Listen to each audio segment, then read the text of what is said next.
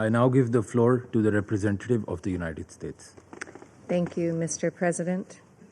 And thank you, Assistant Secretary General Miroslav Yensha and Assistant Secretary General Joyce Masuya for your briefings. And I welcome the representative of Ukraine.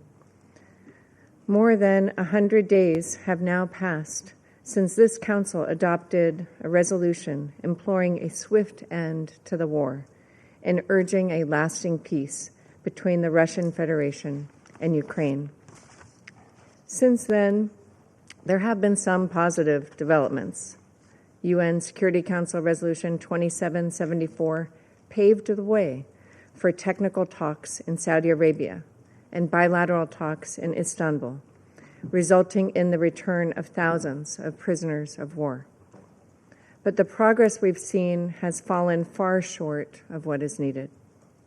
Ignoring this Council's call for lasting peace in Resolution 2774, Russia has continued to kill Ukrainian civilians. Russian drones and missiles have struck schools, playgrounds, apartment buildings, and nursing homes. Russia has deployed thousands of DPRK troops to its front lines and sent tens of thousands of Russian soldiers to die on the battlefield just to gain a small amount of ground.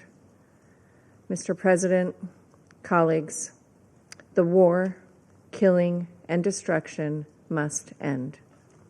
As President Trump has repeatedly stated, there is no military solution to this conflict. On July 14th, the President of the United States put Russian President Putin on notice to agree to a peace deal within 50 days. If Russia does not agree within that time frame to stop the attacks, the United States is prepared to take further measures.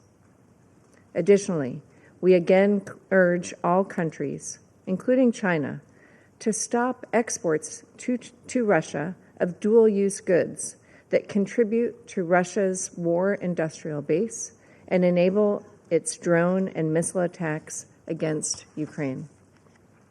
Beijing's claim to have implemented strong export controls on dual-use goods falls apart in the face of daily recovery of Chinese-produced components in the drones, weapons, and vehicles that Russia uses against Ukraine.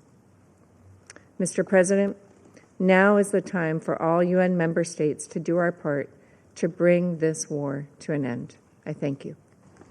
I thank the representative of the United States for the statement.